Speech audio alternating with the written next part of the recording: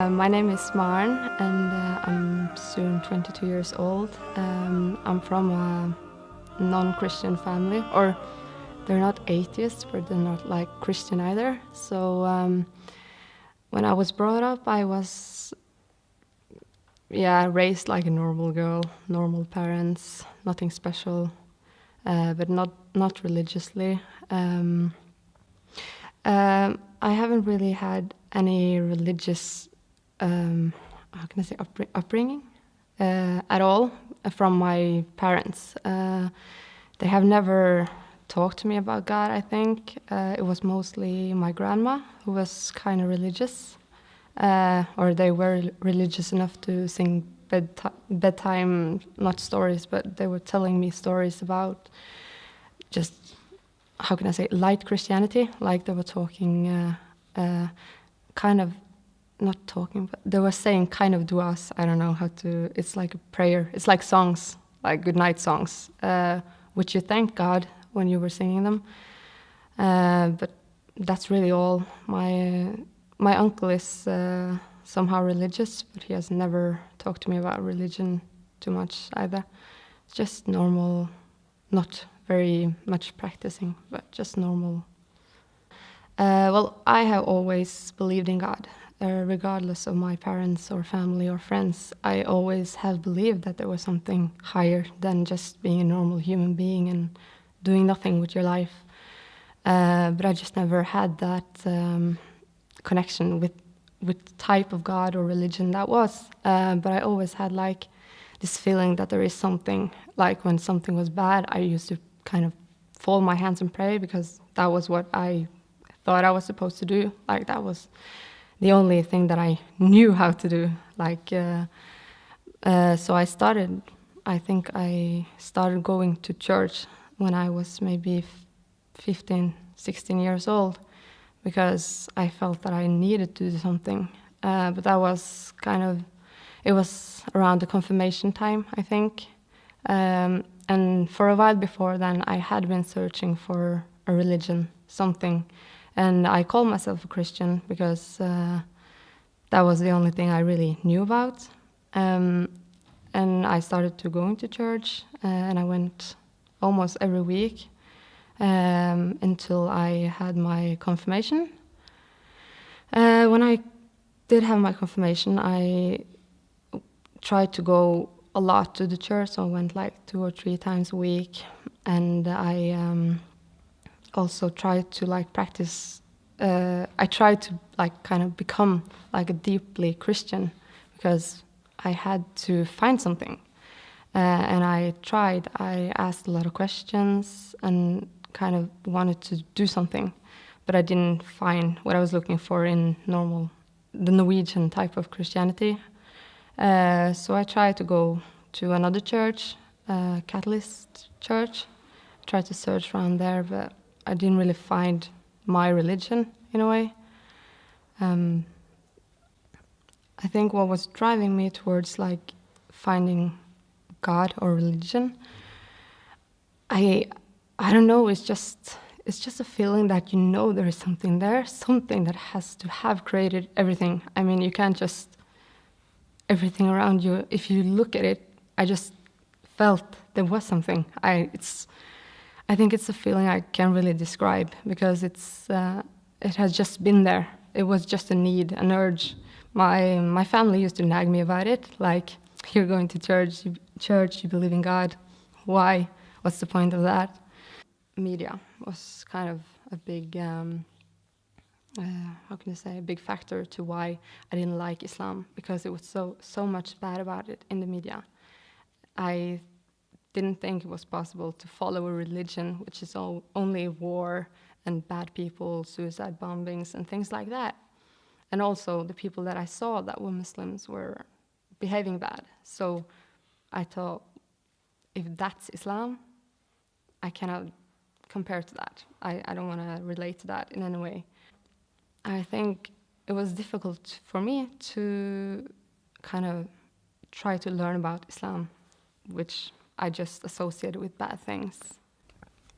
I have never been able to believe that Jesus is God's son, I have always thought that's impossible. I mean, he can't have a son if he's God, because he has to be unique and one of a kind, and you can't have a son because it just seems unjustified to God. So after I realized that, I had to kind of search for myself, within myself, to see if this is something I can stand for, if this is something I can believe in. And when I searched inside Islam, this was actually the first thing that I realized that I can stand for. And this is the first thing that I really do believe in. And when I found out that, I couldn't help it.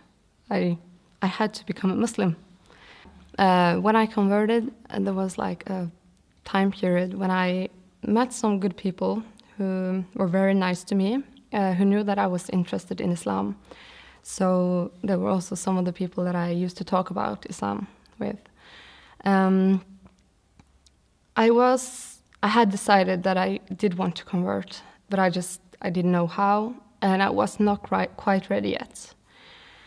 So I started following them where they went. It was a religious kind of group who had some events for non-Muslims and Muslims as well, of course, but it was mainly for non-Muslims. I followed a friend there once, which I've known for many years, and she told me that take your time, don't convert if you don't like, and you don't have to do this. I said, no, I'm not gonna convert today. I don't want to convert today. This is not my day. At this event, there was a guy who was talking about how non-Muslims are going to hell regardless of, like, even if they behave like extremely good or anything, you're doomed. And if you want to convert, you have to convert as fast as possible, because that's the only way. And I thought that I was not ready to convert because I had the feeling about Islam is the right thing. But still, I mean, there has to be a time for you when you feel like this is my thing, this is something I need to do for myself. They kind of like ambushed me in a way. They like talked to me so much that you have to do it. You have to be an inspiration to others. You have to convert because you have to show others that Islam is the right way, and you have to do this. And I said, no, I don't have to do it. I want to do it, but not this way, not in this kind of way.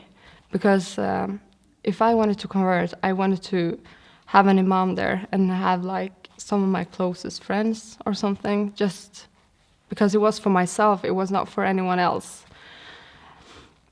But they said that you cannot do that. You have to show the others that you convert, or else it is not like a valid conversion. And I knew that that was not right, because I had been asking some friends about that earlier, and they said that you don't have to have so many people there. It's not like something you have to do. It's between you and God. So I thought that, okay, then I don't have to do this. I don't have to do this today.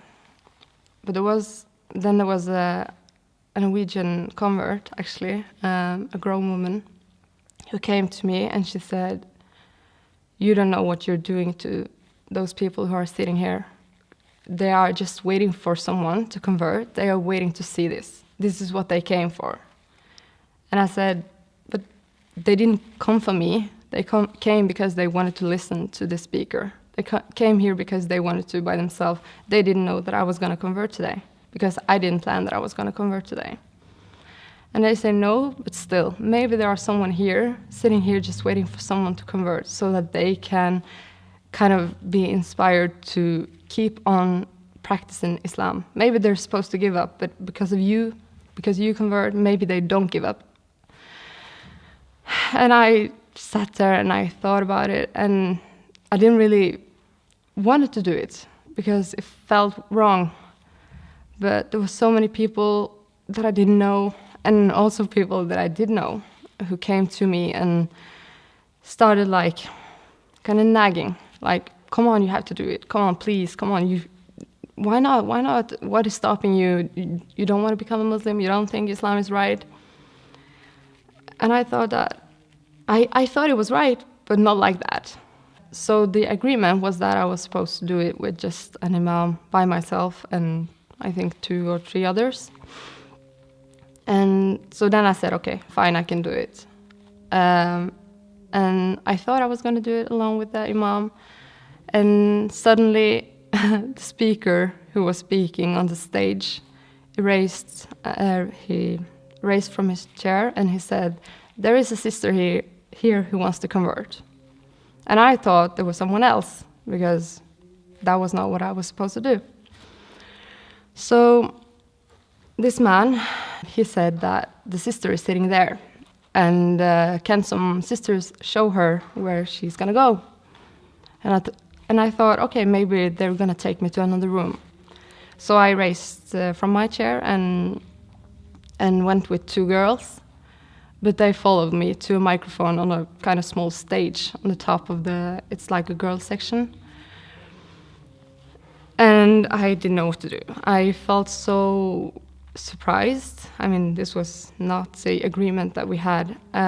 So I felt very surprised and I didn't know what to do because I felt so kind of caught up in a corner, I think. I mean, it was just like, here, there you go, come on, convert. And I felt that I had to do it because I felt that it was like something that they were that was the whole point of the entire thing, that they wanted someone to convert on that stand, just to not for my sake, but for their sake.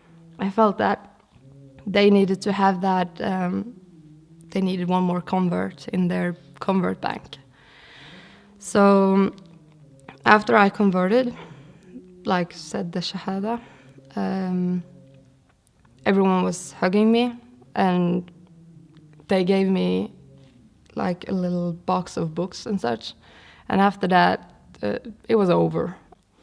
There was a period of time after that where so many people just contacted me randomly, people I have never heard about, people I've never seen, contacted me and they wanted to be my friend just because I was a convert. I mean, that's wrong.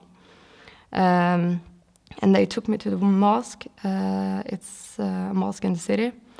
And they placed me in kind of a course, like a convert course. And I went to this class, but I mean, with some other girls also who converted recently in that time. And they were teaching you how to be a Muslim. And they told you so many things that you had to give up, on that day. You had to give up, for example, your family, not giving them up totally, but they said that they are not Muslims, so you have to make them Muslims, or you cannot live with them. That's that. And I said, yeah, but still, they're my family. Family is important in Islam, so I cannot leave my family. They said, no, but if they're not Muslims, you cannot live with them either. And when I, after a while, started to realize that a lot of things they taught me was too extreme. It was they practically want you to give up everything else than just this, the things they kind of focus about. And I mean, sure, you have to live a certain way when you're a Muslim, but still, Islam is something that you can, it's not just a religion, it's a lifestyle. You cannot just give up everything else. You have to live your life like a normal human being. The people that I went with in the beginning, there were a lot of Wahhabis and Salafis. I didn't know the term Salafi or Wahhabi when I was going there in the beginning, because first I thought that this was the way Islam was supposed to be, because that was the only thing I was kind of able to learn. They didn't really want to tell me about any other kind of sects in Islam, because they just, everything else is wrong. So because there were so many people in that mosque telling me that this is the only right thing, in the beginning I felt that if they say this is the only thing, they know best. They're Muslims. They follow this thing, so they know better than I do. But after a while, I was not feeling so well about going there after a while. Well, they made me feel, I mean, those people made me feel good when I did what they wanted me to do. But if I talked back or said that I think this is wrong, I don't feel like this is something that I should do, or I feel like this is not the right thing to do. If you said that, they kind of rejected you in a way. So that is their strategy, to like kind of make you do the things that they mean is right. And if you don't feel good about it, then and don't want to do it, then you're not a good Muslim. Easy as that. And after a while, I actually almost left Islam because of that. I think that is so sad, because so many people, when they convert, this is the only thing they learn about, because this is kind of the first people you meet. Even though that you know Islam is right, you're not able to find everything by yourself, so you need someone to help you. And these people, they are willing to help you, but they are only willing to help you in their way. And they made me feel so bad about myself, so bad about my life, and just so bad about everything that I did. I felt like that I was living, like that's wrong. There was some point that I actually started to wonder about if it's like even legal to breathe. I mean, seriously, they make everything haram, like everything. So it made me feel so bad that I, at some point, almost left Islam.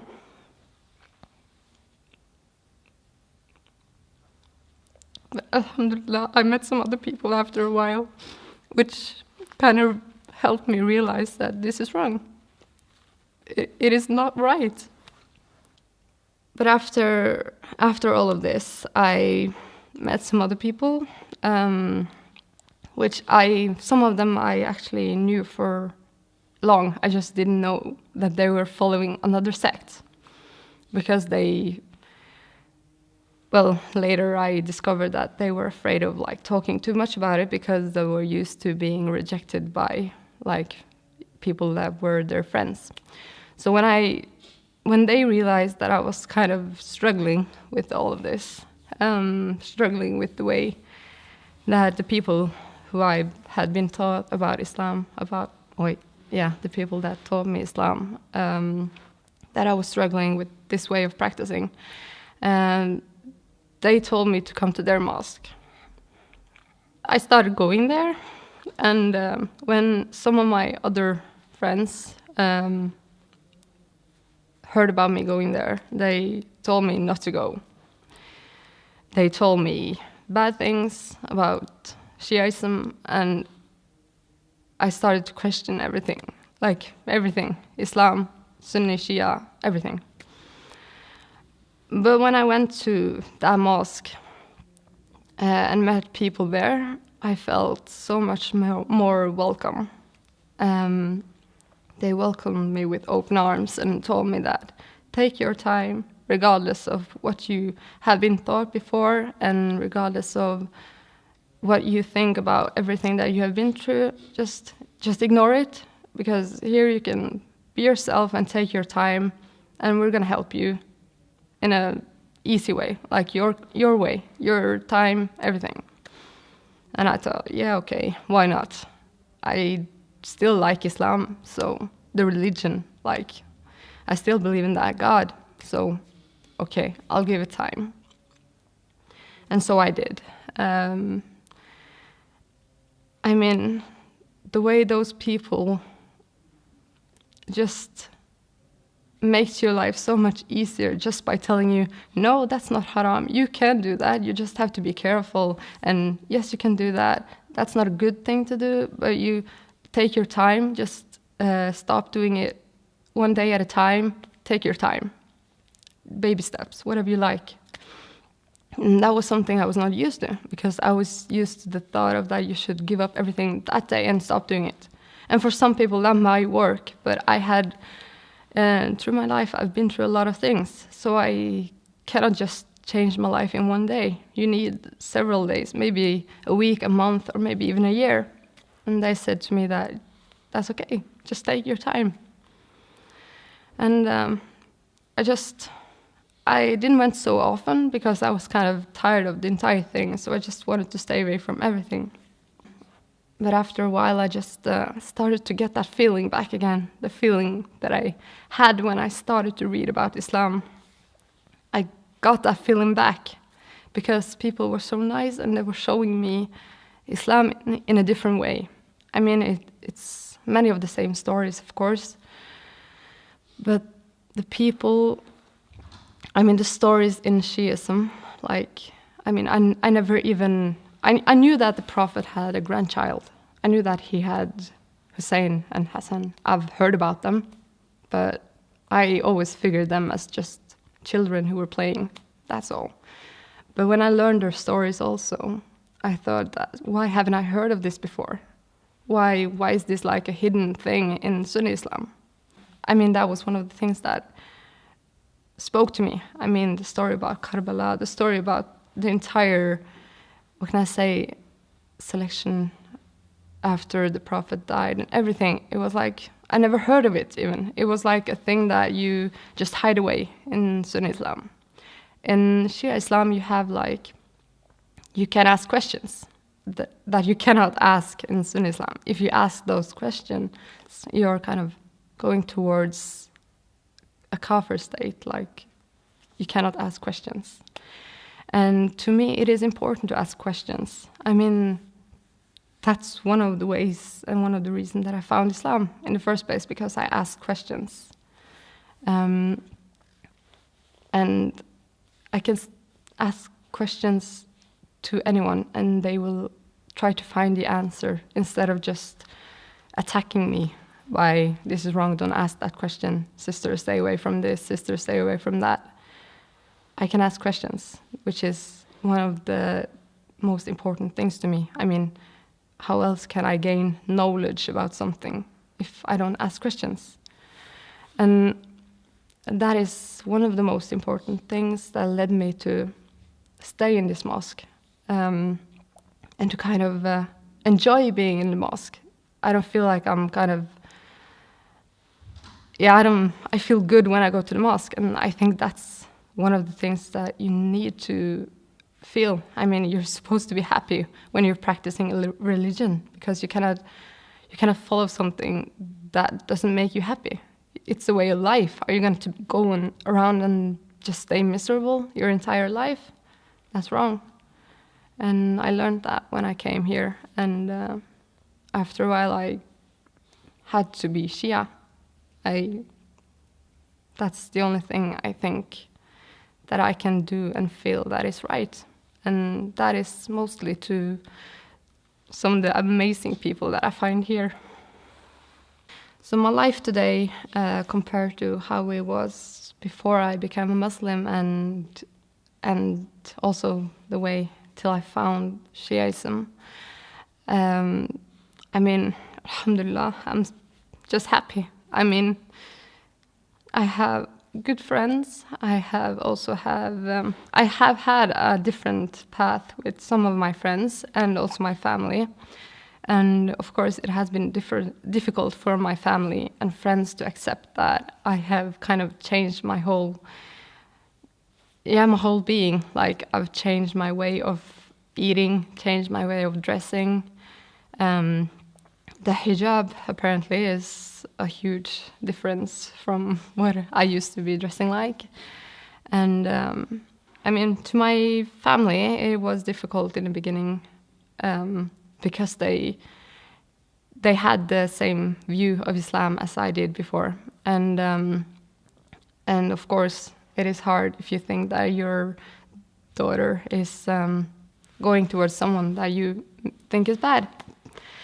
But today, alhamdulillah, I have a great relationship with both of my parents. They have learned to realize that this is something that I do for myself, and that this is something that makes me feel good about myself, and that I just have a peaceful lifestyle. that I don't go out late. I don't hang out with friends that are bad for me. I mean, it's good. And also my friends, like the closest one, I have I have some Norwegian friends that I've had during the entire time. And I have lost a lot of friends. I have. But I mean, those who stayed are also those who are worth keeping. And they accept me just the way I am. And but it was in the beginning, it was very tough. Especially in the beginning when I converted to Islam. It was tough because people didn't understand it, and when you're like a new Muslim, it is also difficult to explain. I mean, because it's, you know why you did it, but other people don't necessarily understand that. But my lifestyle now compared to before is a lot more peaceful. I go to the mosque as often as I can, and I try to help translating some books. And if there are any like gatherings here, I try to help as much as possible by doing small things. I am not one of the most active people in this mosque due to a disease I have. But I mean, everyone in this mosque contributes to what they can, and I think that it's important to do what you can and not do so much that you cannot kind of have your own life as well. So what I do now is I translate books. That's probably just something I do, not too often, but when I can. And helping just randomly when it's possible.